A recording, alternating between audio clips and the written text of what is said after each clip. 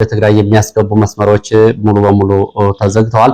በአፋር አባላ በኩል ወደ መቀሌ የሚያስገባውን ጨምሮ በራያ ጨርጨር በኩል ወደ አፋር የሚወስደውን መንገድ ጨምሮ ከወልዲያ ቆቦ አለማጣ ወደ ኮረምና እንዲሁም ደግሞ በመሆኒ በኩል ወደ ትግራይ መቀሌ የሚወስደው መንገድ እንዲሁም ደግሞ በጠለምት በኩል ያለው ዋናው መንገድ ከደባርቅ ሽሬ እንዲሁም ደግሞ ቀደም ብለው የተዘጉትን መንገዶች ጨምሮ በተከዜ ድልድይ የሚገኙ 4 መንገዶች ሙሉ በሙሉ ተዘግተዋል።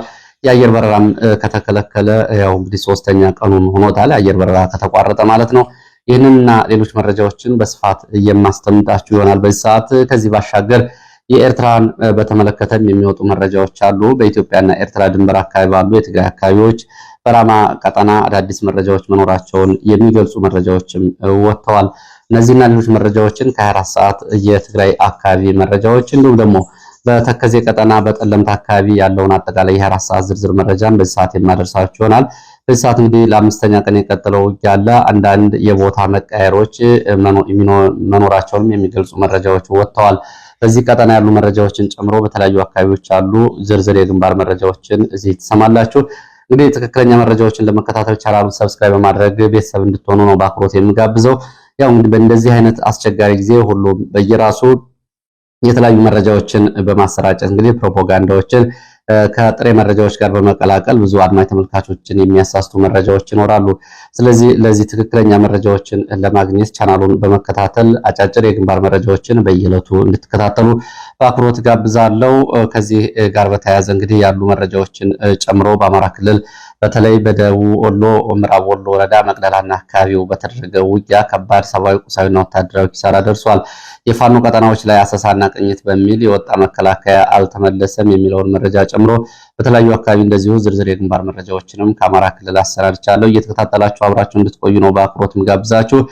እናንተም እንግዲህ ሐሳብ አስተያየት ቢኖራችሁ ጥቆማ@gmail.com ላይ ታደርሱ ይችላላችሁ። በኢሜል አሁን በአስተያየት መስጫ ቦክስ ላይ ብዙ አስተያየቶች ስለሆኑ እነሱን ለመከታተል አልተቻለም። በኢሜል ቶሎ መልእክቶችን ብታደርሱ የኢሜል መልእክቶችን የምከታተል ይሆናል። ጥቆማና ሐሳቦችን በእጅጉ ነው የማመሰግነው። ይህንን ጦርነት ተከትሎ እንግዲህ የተለያዩ ሐሳብና አስተያየቶች እየተነሱ ነው ያሉት። በተለይ የህወሓትን ወረራ ተከትሎ በዚህ የህወሓት ጦርነት ውስጥ እንግዲህ አማራ አያገባውም የሚሉ አስተያየቶችን ጨምሮ የህወሓት ለአንዴና ለመጨረሻ ጊዜ ወልቃይትና ራያ ጠለምትና ኮረምን ከተቆጣጠረ በኋላ ነፃ ሪፐብሊክ ትግራይን ለመመስረት የሚያደርገው እንቅስቃሴ አብይንም ወይም ደግሞ መሀል ሀገር ያለውን የኦሮሞ ፖለቲከኛና በብሔርተኛ አይደለም የሚጎዳው በአማራ ላይ ያነጣጠረ የህልውና ጉዳይ ነው የሚለውን ጨምሮ የተለያዩ ሐሳቦች እየተነሱ ይገኛሉ። ከዚህ ጋር በተያያዘ እንግዲህ የህወሓት አቋም ቀድሞ የታወቀ ጉዳይ ነው። የዛሬ 50 ዓመት የተጀመረው የህወሓት አቋም ዛሬ ማንም ስለመጣ ማንም ስለሄደ የተለወጠ ነገር የለም። የታላቋ ትግራይ ምስረታ የመጨረሻ ፕሮጀክት ነው እየተደረገ ያለው። ይሄ እንግዲህ በማን ላይ እና በማን ጉሮሮ በማን መቃብር ላይ የሚለው ግልጽ ነው። በአማራ መቃብር ላይ በአማራ ጉሮሮ ላይ የሚለው ነው። ይሄም ሆኖ ግን ባለፉት 5 ዓመታት ግን ወልቃይትን፣ ራያን፣ ጠለምትን፣ ኮረምን የመሳሰሉ አካባቢዎች አሁን በጊዜያዊ አስተዳደር እንዲሁም ደግሞ በኮማንድ ፖስት ስር ቢሆኑም ወደ አማራ መሆናቸውን የሚያረጋግጥ አንድም የህግ ውሳኔ አንድም ደግሞ የምክር ቤትና ተያያዥ ጉዳዮች አልተወሰኑም። በዚህ በኩል እንግዲህ የሚታየው ወልቃይትን፣ ጠለምትን እንደ መጫወቻ ካርድ አድርጎ በአማራና በትግራይ የፖለቲካ ኃይሎች መካከል የሚዛን ማስጠበቂያ አድርጎ ለመሄድ የኦህዴድ ፖለቲከኞች በዋናነት በነገራችን ላይ የኦህዴድና የኦሮሞ አክራሪ ፖለቲከኞች አሁን ማዕከላዊ መንግስቱን የተቆጣጠሩት በፍጹም ህወሓት እንዲጠፋና ህወሓት እንዲሸነፍ አይፈልጉም። ህወሓት ለነሱ ስጋት በማይሆንበት ደረጃ ዝቅ ብሎ ግን ለአማራ ፖለቲካ ግን የኃይልና የሚዛን ማስጠበቂያ ሆኖ እንዲቀጥል ነው የሚፈልጉት። ይህንን በግልጽ የሚናገሩት ነው በተደጋጋሚ። በአጠቃላይ ከአማራ አጋራችን አማራ ካለው የአማራ ብልጽግና ይልቅ በስልጣን ውጭ ያለው ወይም ደግሞ ከፌደራል መንግስት አወቃቀር ውጭ ያለው አሁን ራሱን በዲፋክቶ ስቴት እያስተዳደረ ያለው ህወሓት ይቀርበናል የሚል የኦሮሞ ፖለቲከኞች የማይለወጥ ሚዛን ነው። አሁንም ይሄ ነው ያለው። ከዚህ አንጻር እንግዲህ በወታደራዊም እንዲሁም ደግሞ በሲቪል አስተዳደር ውስጥ የሚገኙ የኦህዴድ ብልጽግና ሰዎች ህወሓት ጨርሶ እንዲጠፋ ጨርሶ እንዲሸነፍ እንዲሁም ደግሞ ህወሓት ደግሞ ወደ ማዕከላዊ መንግስቱ እንዲመጣ አይፈልጉም። አማራውም ከህወሓት ጋር የፖለቲካ ቅራኔዎች እንዲፈቱ ወይም ደግሞ የትግራይና የአማራ የፖለቲካ ግንኙነት እንዲቀጥል አይፈልጉም። በዚህ መካከል የራሳቸውን የሚዛን ማስጠበቅ ነው የሚፈልጉት። በዚህ በኩል እንግዲህ የህወሓት ግትር አቋም ደግሞ ለኢትዮጵያ ፖለቲካ ያው የስር የሰደደ በሽታ መሆኑ ይታወቃል። ይህንን ጨምሮ እንግዲህ በተለይ ባህር ዳር ያለው ደግሞ የኦህዴድ ብልጽግና ተወካይ የብአዴን ብልጽግና ደግሞ ወልቃይትን በተመለከተ አንድም ስራ ሳይሰራ ይሄው ዛሬ ደርሷል።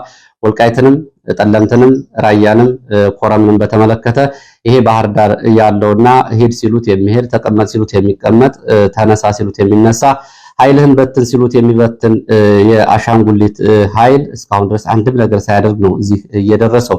ይሄ ኃይል በነገራችን ላይ እነ ይልቃል ከፋለ አማራ ክልል በፌዴራል መንግስቱ ኮማንድ ፖስት እንዲያሰማራ ደብዳቤ በመጻፍ መከላከያ እንዲገባ ይሄ ቀውስ እንዲመጣ ከዛ በኋላ ተመስገን ጥሩነህ ደግሞ የሚመራው 4 ቅርንጫፍ ኮማንድ ፖስት ተቋቁሞ የጎንደር፣ የጎጃም፣ የሸዋና የወሎ ኮማንድ ፖስት በመብራት እስካሁን ድረስ ክልሉ በጦርነት ውስጥ እንዲቀጥል ከማድረግ ጨምሮ አሁን ያሉት እናረጋ ከበደም በዚህ በኩል እንግዲህ ይህ ነው የሚባል ስራ ሳይሰሩ ባለፈው ጌታቸው ረዳ አረጋ ከበደ ላይ እንደዚሁ እንግዲህ ቀልድ ይሰራበት እንደነበረም ወልቃይት አካባቢ ያሉ መረጃዎች ያሳያሉ። አረጋ ከበደ ወልቃይትን አያውቀውም። ጌታቸው ረዳ በአንጻሩ በአንድ መኪና ሲሄዱ ከአየር ማረፊያ እስከ ሁመራ ይሄ ቦታ እንዲህ ይባላል፣ ይሄ ቦታ እንዲህ ይባላል እያለ ለአረጋ ይነግረዋል። አረጋ አፉን ከፍቶ ይሰማል።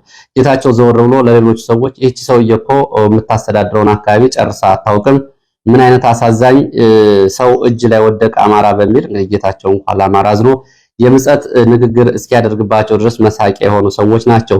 አሁን ይህንን ለመናገር መነሻ የሆነው ምክንያት ምርጫ ቦርድ የምርጫ ጣቢያዎችንና ድልድሎችን ይፋ አድርጓል። ምንም እንኳ ይሄ ምርጫ ያው ቀድሞ ለብልጽግና የሁለተኛ ዙር የቅቡልነትና የህጋዊነት ማረጋገጫ ካርድ ሆኖ ከወዲሁ ያለቀ ጉዳይ ቢሆንም በዚህ በኩል በነገራችን ላይ የትኛውም የፖለቲካ ፓርቲ እዚህ ግባ የሚባል እጩ አላቀረበም። በኦሮሚያም በአማራም እጩዎች ብዙ አልቀረቡም። ብልጽግናና ኢዜማ በአንዳንድ ከተሞች ላይ አቅርበዋል። ከዛ ውጭ ሌሎች አላቀረቡም። ይሄ ባለበት ሁኔታ እንግዲህ ወልቃይት አሁን በትግራይ ውስጥ ነው የምክር ቤት ውክልናው የሚደረገው በሚል ምርጫ ቦርድ ይህንን የምርጫ ጣቢያዎች መርሃ ግብር ይፋ አድርጓል። ጠለምትን 3ቱንም ወረዳዎች በትግራይ ስር ምክር ቤት አድርጎ ይፋ አድርጓል። አለማጣና ራያን ኮረምን ጨምሮ 6 ወረዳዎችን እና የምክር ቤቶችን በትግራይ ክልል ስር እንዲሆኑ ይፋ አድርጓል ምርጫ ቦርድ። ይሄ የሆነው እንግዲህ የአማራ ክልል ምክር ቤት ባለፉት 5 ዓመታት እነዚህን አካባቢዎች ለመቀበል የሚያስችል የክልሉን የምክር ቤት መተዳደም ወይም ደግሞ የምክር ቤቱን ቋሚ ምክር ቤት አባላት ቁጥር እንዲጨምር የሚያደርግ ሕግ ባለመስራቱ የወልቃይትንና የራያን ጉዳይ እዚህ ግባ በሚባል ሁኔታ ትኩረት ባለመስጠቱ አሁን ለምርጫ ሲቀርቡ የተመራጮቹ በትግራይ ክልል ነው የምትሄዱት ተብለዋል። ከዛ በፊት የአማራ ክልል ምክር ቤቱን ማሻሻል፣ የመቀመጫዎችን ብዛት ማሻሻል፣ አዳዲስ ዞኖችና አዳዲስ ምክር ቤቶችን እንደዚሁ ማስፋፋትና ለመቀበል ዝግጁ የሚሆንበትን የህግ ማሻሻያዎች ማውጣት ነበረበት። ይህንን ሳያደርግ በተቀመጠበት አሁን ይሄ ደርሷል። ይህንን ተከትሎ በወልቃይት አስተዳደር በትግራይ ክልል ውስጥ የሚደረግ ምርጫ ምንም አይነት እጩ ወይም ደግሞ ምርጫ አይቀርብም የሚል አቋም ወስዷል። ይሄ እንግዲህ የአማራ ብልጽግና እያደረገ የአማራ ብልጽግና ሊያደርገው ያልቻለውን ሊደግፈው ያልቻለውን በፌዴሬሽን ምክር ቤት ያሉት እንግዲህ የምክር ቤት አባላት እናገኘው ተሻገርን ጨምሮ ሊደግፉ ሳይችሉ የወልቃይት ዞን ግን በዞን አስተዳደር ደረጃና በማንነት ኮሚቴ ራሱን ችሎ እየተሟገተ እየተከራከረ ይገኛል። ይሄ ጉዳይ እንግዲህ አሁንም የአማራ ብልጽግና የሚባለው ኃይል የአማራ ልዩ ኃይልን ከበተነ በኋላ የትግራይ ኃይሎች ትጥቅ አልፈቱም። በወቅቱ ከፕሪቶሪያ የሰላም ስምምነት በኋላ አሁንም ታንኮች፣ ሮኬቶች፣ መድፎች በእጃቸው አሉ። አማራ ልዩ ኃይል ለምን ይበተናል ሲባሉ ለማዕከላዊ መንግስቱ ስልጣን ስጋት ነው በሚል የአማራ ልዩ ኃይልን የበተነው የብአዴን ብልጽግና አሁን በዚህ ችግር ውስጥ ከቶታል አካባቢውን።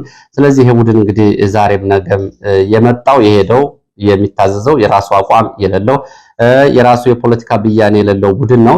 ከትላንት ወዲያ እነበረከት ስምኦን ከመቀሌ በሚታዘዙ ወኪሎቻቸው እንደዚህ እንግዲህ እንደ ጭነት ሲጭኑት የነበረው ኃይል አሁን ደግሞ የአብይ ብልጽግና ተወካይ ሆኖ ከሁሉም በላይ ቀድሞ እጁን በማውጣት በራሱ ጥቅሞች ጭምር በመደራደር ወደ ራሱ በመተኮስና የራሱን ጥቅሞች አሳልፎ በመስጠት ችግር ውስጥ ከቷል ህዝቡን። ይህንን ኃይል እንግዲህ ለአንዴና ለመጨረሻ ጊዜ መታገል የሚያስፈልገው በዚህ ምክንያት ነው። ቢኖርም የማይበጅ ባይኖርም የማይጎዳ በዚህ ሁኔታ ውስጥ ነው። እንግዲህ አንድም ሰው እንኳ ይህንን ጉዳይ አይቶ ጥያቄ ያነሳ ለመኖሩን ደግሞ የውስጥ አዋቂዎች ሲገልጹ በጣም አስቂኝም አሳዛኝም ነው።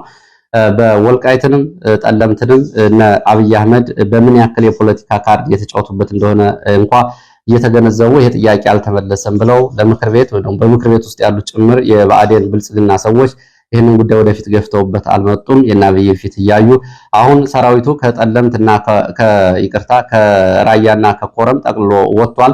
ህወሓት እነዚህን አካባቢዎች ይዟል። የቀደም ብሎ እንግዲህ 2016 ሚያዝያ 7 የአማራ ብልጽግና አስተዳደሩ ከአካባቢው ሲፈርስ ከዛ በኋላ ወደ ወልቃይት ምን ጉዳይ ይመጣል፣ በወልቃይት ጉዳይስ ምን እንስራ የሚለው ጉዳይ እንደዚሁ ጠረጴዛ ላይ እንዳስቀመጠው ነው እዚህ እየደረሰው። እንግዲህ ዛሬ ከወጡ መረጃዎችና የአማራ ብልጽግና የሚባለው የወልቃይትን ጉዳይ እየገፋ ወደፊት እየገፋ ላለመቀበልና ላለመመለስ ያለበትን ሁኔታ የሚያሳይ ነው። እንግዲህ ከዚህ በመነሳት የአማራ ልዩ ኃይል ከፈረሰ በኋላ አሁን ህወሓት በዚህ ደረጃ አደጋ ሆኖ ሲመጣ እነዚህ ሰዎች ዛሬስ ምን ይሆን ምላሻቸው? እንግዲህ ወደፊት አብረን የምናየው ነው የሚሆነው። ለማንኛውም ወደ መረጃዎቹ ልሄድ። ወደ መረጃዎች ሲሄድ ወደ ጠለምት ቀጠና ያሉ መረጃዎችን ማስቀደም ነው የምጀምረው። በጠለምት ቀጠና እንግዲህ ሰልፍ ተደርጓል። በትላንትናው ዕለት ትላንት ረፋድ በተደረገው ሰልፉ የህወሓት ወረራ ያወገዘና እየተቃወመ ነው። በጠለምት በተለይ በማይጠብሪ ከተማ በተደረገው ሰልፍ ህወሓት እየፈጸመ ያለውን ወረራ ያውግዟል። የተለያዩ መፈክሮችም ተሰምተዋል። የጠለምት ህዝብ ሰላም ይፈልጋል። ህወሓት የከፈተውን ወረራ በአስቸኳይ ያቁም። ዓለም አቀፉ ማህበረሰብ የህወሓትን ወረራ ሊያወግዝ ይገባል። የጠለምት ህዝብ ሰላም መኖር ይፈልጋል። ህወሓት ከታሪካዊ ጥላቶች ጋር የፈጸመውን ሀገርን የማፍረስ ጋብቻ የጠለምት ህዝብ ያወግዛል፣ ይቃወማል። በህወሓት ላይ ለሚወሰደው እርምጃ አስፈላጊውን ድጋፍ የጠለምት ህዝብ ይሰጣል። ህወሓት ያለ ጦርነት መኖር የማይችል አሸባሪ ቡድን ስለሆነ ህወሓት ላይ እርምጃዎች ይወሰዱልን፣ በኃይል የተቆጣጠራቸውን ቦታዎች ለቆ ይውጣ የሚሉና የተለያዩ መፈክሮች እንደዚሁ በትላንቱ ሰልፍ ላይ ተሰምተዋል። ከዚህ ከሰልፉ ባሻገር በአካባቢ ያለው አጠቃላይ ሁኔታ ምን ይመስላል የሚለውን ስንመለከት ደግሞ ምስራቅ ጠለምት፣ ምንጫራ፣ ማይበሬ ለግማሽ ቀን የቆየው ውጊያ ትላንትና እንደዚሁ ከሰዓት በኋላም ተቀስቅሶ ሌሊቱንም ተኩስ እንደነበርና እስካሁን እስከዚህ ሰዓት ድረስ ውጊያ እንደቀጠለ የሚገልጹ መረጃዎች ናቸው የወጡት። በዚህ በኩል እንግዲህ የህወሓት ታጣቂዎች አንድ ወሳኝ ተራራማ ስፍራ መቆጣጠራቸውንም የሚገልጹ መረጃዎች ወጥተዋል። ከእግረኛ ውጊያ ባሻገር የአየር ኃይል ስምሪት ተደርጎ በዚህ ቀጠና እንደዚሁ የድሮን ተከታታይ አሳና ቅኝቶች መደረጋቸው ነው የታወቀው። በዚህ የድሮን አሰሳና ቅኝት ግን የተፈጸመ ጥቃት የለም። በዚህ ቀጠና በምስራቅ ጠለምት ቀጠና የህወሓት ታጣቂዎች አራት አርሶ አደሮችን ረሽነዋል። እነዚህን አራት አርሶ አደሮች የረሸኗቸው ምንጫራ ተብሎ የሚጠራው ቀበሌ ላይ ሲሆን እነዚህ አርሶ አደሮች በህወሓት ታጣቂዎች የተረሸኑት ቁስለኛ አላነሳችሁም፣ ለእኛ ስንቅ አላቀረባችሁም፣ ለእኛ ስንቅ የማታቀርቡት ደግሞ አማራንን እያላችሁ ነው በሚል በአማራነታቸው ነው የህወሓት ታጣቂዎች የረሸኗቸው እነዚህን አራት አርሶ አደሮች።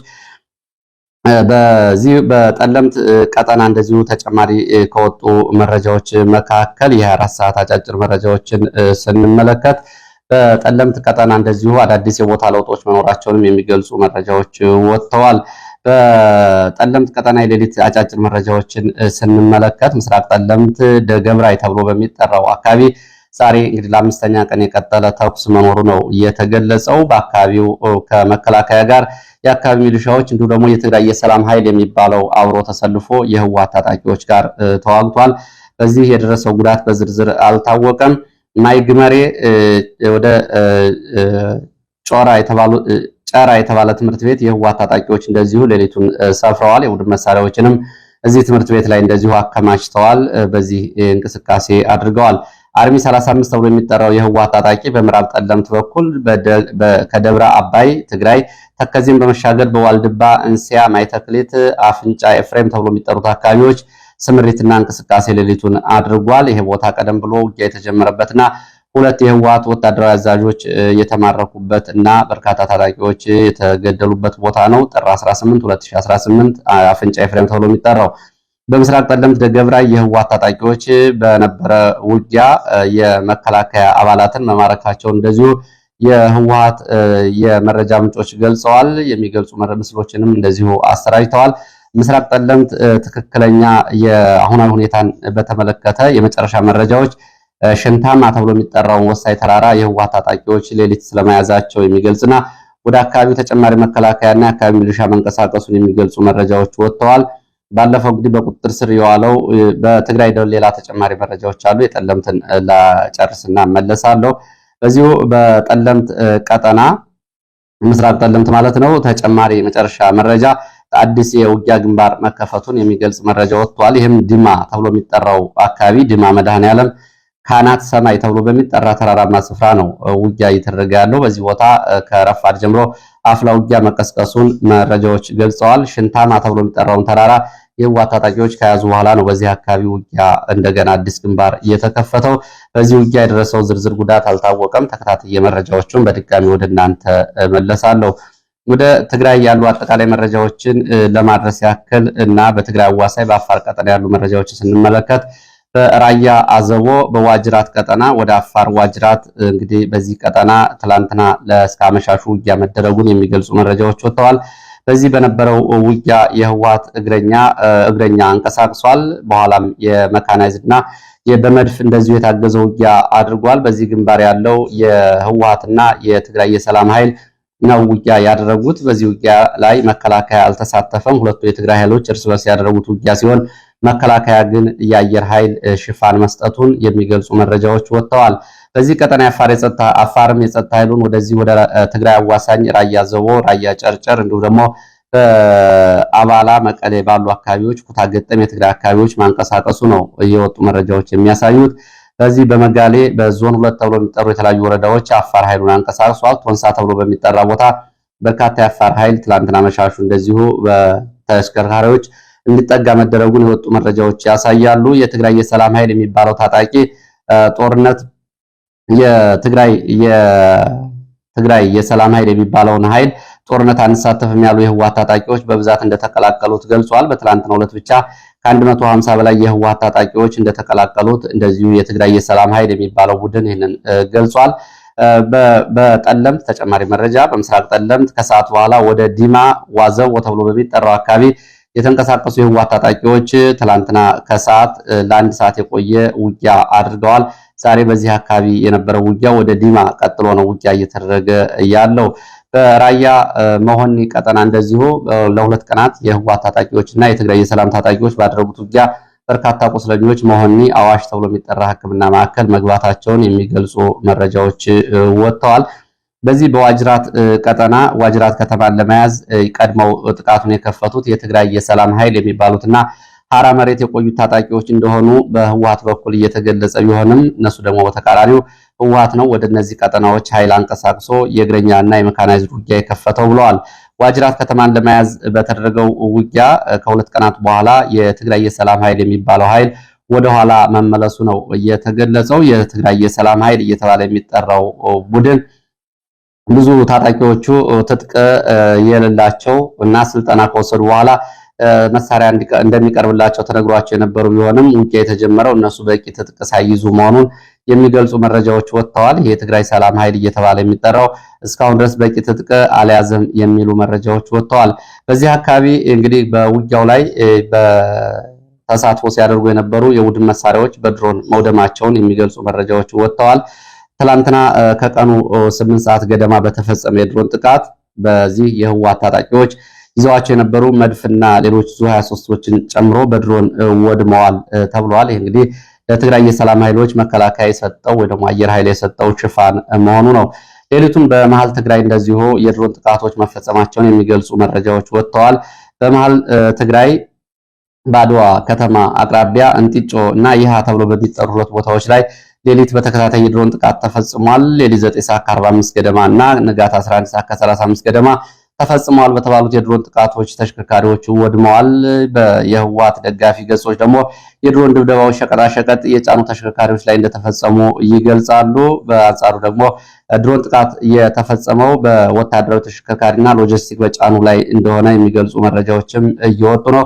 እስካሁን ድረስ ይህንን በተመለከተ የወጣ የተጣራ መረጃ የለም። የድሮን ጥቃት ግን ከፕሪቶሪያ የሰላም ስምምነት በኋላ በመሃል ትግራይ ሲፈጸም ይሄ ለመጀመሪያ ጊዜ ነው ማለት ነው። አድዋና አካባቢው በዚህ ቀጠና እንደዚሁ ኤርትራን በተመለከተ የሚወጡ ሌሎች መረጃዎች አሉ። በኤርትራ የእግረኛና መካናይዝድ ኃይል ወደ ኢትዮጵያ ትግራይ አካባቢ አስገብታለች የሚሉ መረጃዎች እየወጡ ነው የሚገኙት። 3 የኤርትራ ክፍለ ጦር ወደ ኢትዮጵያ ትግራይ ዘልቆ ገብቷል። በታች አዳቦና በላይ አዳቦ ወይ ደግሞ ታታ አዳቦና ላይ አዳቦ ተብሎ በሚጠሩት ቀጠናዎች እንዲሁም ደግሞ በአዲግራት ዙሪያ የኤርትራ ኃይል እግረኛና መካናይዝድ መግባቱን የሚገልጹ መረጃዎች ወጥተዋል። ይህንን የተለያዩ መረጃዎች ይህንን ያመላክቱ እንጂ ከኤርትራ ከህወሓት እንዲሁም ደግሞ ከኢትዮጵያ መንግስት እስካሁን ድረስ ስለ ጉዳዩ የተባለ ነገር የለም። በታህታይ ዳቦና ላላ ዳቦ የዓይን እማኞች ግን ይህንን ይናገራሉ። እስካሁን ድረስ ከኤርትራም ከህዋትም ከኢትዮጵያ የማዕከላዊ መንግስት የፌዴራል መንግስትም እስካሁን ድረስ በጉዳዩ ላይ የተሰጠ ማረጋገጫ ግን የለም። ቀደም ብሎ በራማ ቀጠና እንደዚሁ የህዋት የጦር መሳሪያዎችን ከሱዳንና ከኤርትራ ሲያስገባ እንደነበር ያው ትላንትና የወጡ መረጃዎች ይህንን ይገልጻሉ። ወደ ዋጅራት ግንባር የመጨረሻ መረጃ ሳቀርብ በዋጅራት ግንባር በዚህ በራያ ዘቦ ማለት ነው መከላከያ ለቲፒኤፍ የአየር ሽፋን ከሰጠ በኋላ የትግራይ የሰላም ኃይል የሚባለው አካባቢዎችን ለቆ ወደ ኋላ ትላንትና ሸሽቶ የነበረ ቢሆንም ሌሊቱን እንደገና ተጨማሪ ኃይል ወደ እዚሁ ግንባር ወደ ዋጅራት ማስጠጋቱን የሚገልጹ መረጃዎች ወጥተዋል። ህወሓት ዛሬ እንደዚሁ ሌሊት በዚሁ በራያ ጨርጨር ቀጠና ከሸቃይ ከተማ ወደ ራያ ጨርጨር አፋር መጋሌ በአራት ግንባር ኃይል አንቀሳቅሷል የሚሉ መረጃዎች ወጥተዋል። በዚህ መንገድም ዝግ ሆኗል የሚሉ መረጃዎች ናቸው ወጡት። እነዚህ መረጃዎች እንግዲህ ትግራይ አካባቢና በአማራ ክልል አካባቢዎች ባሉ የውጊያ ቀጠናዎች ያሉ መረጃዎች ሲሆኑ ወደ ሌሎች የአማራ ክልል የፋኖ የግንባር መረጃዎችን መለሳለሁ። ወደ እነዚህ መለስ ወደ አንኮበር የሚወስደን መረጃ ነው የማስከትለው። በአንኮበር ቀጠና ፋኖ በሶስት በተለያዩ ቦታዎች ላይ በተፈጸመ የደፈጣ ጥቃት ጉዳት መድረሱን የሚገልጹ መረጃዎች ወጥተዋል። ይፍሩ ጉባ፣ ድንጋይ መፍለጫ፣ ጎርጎ መገንጣያ ተብሎ በሚጠሩ ሶስት ቦታዎች ላይ በተፈጸመ ድንገተኛ የደፈጣ ጥቃት ነው ወታደራዊ ኪሳራ የደረሰው። በጥቃቱ እንግዲህ እስካሁን ድረስ የደረሰው ጉዳት በዝርዝር ባይታወቅም በርካታ የአድማ ብተና አባላት ግን ሙትና ቁስለኛ መሆናቸውን የሚገልጹ መረጃዎች ወጥተዋል። ወደ ምስራቅ ጎጃም መርጦ ለማርያም ስንሄድ በመርጦ ለማርያም ከሁለት አቅጣጫ ለዘመቻና ለአሰሳ ከወጣ የመከላከያ አድማ ብተና እንዲሁም ደግሞ የሚሊሻ ኃይል ላይ ድንገተኛ ጥቃት ተፈጽሞ ጉዳት ደርሷል። ከግንደወይና ከመርጦ ለማርያም ወደ አነባ ቀበሌ አካባቢ የተንቀሳቀሰ የመከላከያ አድማ ብተናና ሚሊሻ የአካባቢ ብልጽግና ባለስልጣናት ህዝባዊ ውይይት በሚል እጀባ አድርጎ ነው የተንቀሳቀሰው። ለእጀባ በወጣ ኃይል ላይ ነው የደፈጣ ጥቃቶች እየተፈጸሙት። በዚህም በውል ያልታወቀ ጉዳት ደርሷል። ወደ ብናት ጎንደር ስንሄድ ብናት ሆድ ገበያ ተብሎ በሚጠራው ቦታ በተፈጸመው ድንገተኛ የደፈጣ ጥቃት ከደረሰው ሰብአዊ፣ ቁሳዊና ወታደራዊ ኪሳራ ባሻገር በፋኖ እጅ የተያዙ የመከላከያ አባላት መኖራቸው ታውቋል። ወታደሮቹ የተያዙት ከነሙሉ ትጥቃቸው እንደሆነ ነው የተገለጸው። ይሄ ከብናት በቅርብ ርቀት ሆድ ገበያ ተብሎ በሚጠራው ቦታ በተፈጸመ ሁለት ተሽከርካሪዎች ላይ በተፈጸመ የደፈጣ ጥቃት ከፍተኛ ወታደራዊ፣ ሰብአዊ፣ ቁሳዊ ኪሳራ መድረሱን ነው መረጃዎቹ የሚያመላክቱት።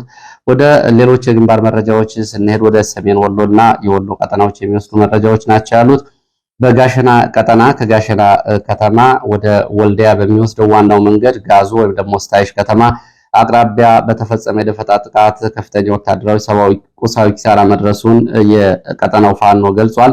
የምስራቅ አማራ ምኒልክ ዕዝ እንደገለጸው በዚህ ከስታይሽ ከተማ አቅራቢያ በተፈጸመ ድንገተኛ ጥቃት ከ58 በላይ የመከላከያ ሚሊሻና የአድማ ብተና አባላት ወይም ደግሞ ጥምር ኃይል የሚባለው ጉዳት ደርሶበታል። ከዚህ ውስጥ 21ዱ የሞት እንዲሁ ደግሞ 37ቱ መቁሰል እንደሆነ ነው የተገለጸው። ወደ ትላንትና ብርቱ ውጊያ ከተደረገባቸው አካባቢዎች መካከል አንዱ የደቡብ ወሎ ምዕራብ ወረዳዎች ውስጥ የሚገኘው መቅደላና አካባቢ ነው። በመቅደላ ወረዳ በተደረገው ውጊያ ከፍተኛ ሰብአዊ፣ ቁሳዊ፣ ወታደራዊ ኪሳራ መድረሱን የአካባቢ የመረጃ ምንጮች ገልጸዋል። ከመቅደላ ወረዳ ዋና ከተማ ማሻ በሌሊት ወደ አዲ ጉያ፣ የደንጣ ጠቢ ተብሎ ወደሚጠሩ 5 አካባቢዎች የተንቀሳቀሰ መከላከያ ሚሊሻና አድማ ብተና ነው ከፋኖ ጋር ብርቱ ውጊያ ተደርጎ ከባድ ኪሳራ ያስተናገደው። ወደ አዲጉያ፣ የደንጣ ጠቢ አካባቢዎች በሌሊት የገባው መከላከያ የፋኖን አሰሳ ለማድረግ ዘመቻ የያዘ ቢሆንም በፋኖ ከበባ ውስጥ ገብቶ ልዩ ኦፕሬሽን ተፈጽሞ ከፍተኛ ጉዳት ደርሷል። በዚህ ቀጠና እንግዲህ ሙትና ቁስለኞችን በተመለከተ የወጣውን አሃዛዊ መረጃ በተመለከተ ለማረጋገጥ አልቻልንም የሚሉት የዓይን እማኞች ከፍተኛ ጉዳት ደርሷል ነው የሚሉት።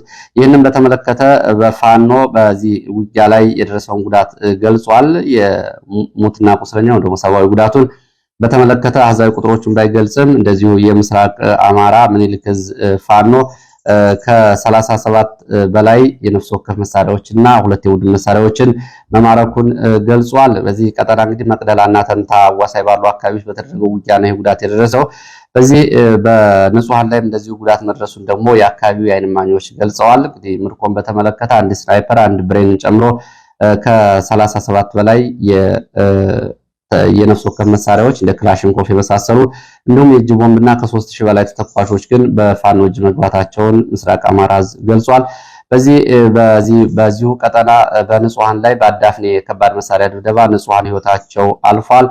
በተንታ ወረዳ ደባቅና ሰላምጌ ተብሎ በሚጠሩ አካባቢዎች ላይ መቅደላ አምባ አፋፍ ላይ በመሆን መከላከያ በተደጋጋሚ በወረወረው የሞርተር አንዲት ውሃ ለመቅዳት ትንቀሳቀስ የነበረች ሴት ህይወቷ አልፏል። በተመሳሳይ በእነዚሁ ሰላምጌና ደበቅ ተብሎ በሚጠሩ አካባቢዎች የመኖሪያ መንደሮች ተቃጥለዋል።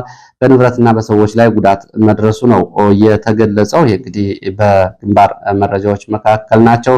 ወደ ሌላ መረጃ ሲሄድ በትግራይና በአፋር እንዲሁም ደግሞ በአማራ ክልል አካባቢዎች የተቀሰቀሰውን ግጭት በተመለከተ የኢትዮጵያ ሰብአዊ መብቶች ኮሚሽን ሪፖርት አውጥቷል። ጥር 17 2018 ዓ.ም በዚህ ቀጠና የተቀሰቀሰውን ግጭት ተከትሎ ሰዎች ከአለማጣ ከተማ ስለመፈናቀላቸው ነው የገለጸው። እንደ መረጃው ከሆነ እንግዲህ እስካሁን በርካታ ሰዎች ተፈናቅለዋል፣ ስጋት ፈጥሯል ነው የሚለው።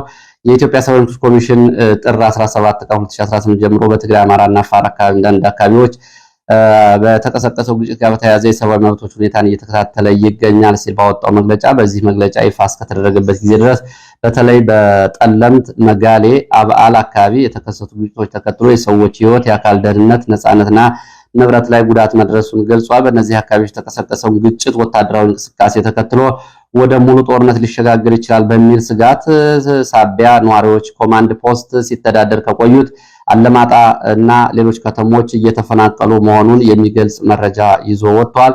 ይህ ግጭት የፕሪቶሪያ ሰላም ስምምነትን ተከትሎ በአካባቢዎቹ ሰፍኖ የነበረውን አንጻራዊ ሰላምና መረጋጋት ወደ ኋላ የሚመልስ አካባቢ ነዋሪዎችን ተጨማሪ ጉዳት፣ መፈናቀል፣ ሌሎች ከፍተኛ ሰብአዊ ጥሰቶችን ያስከተለ ክስተት እንደሆነ ገልጾታል።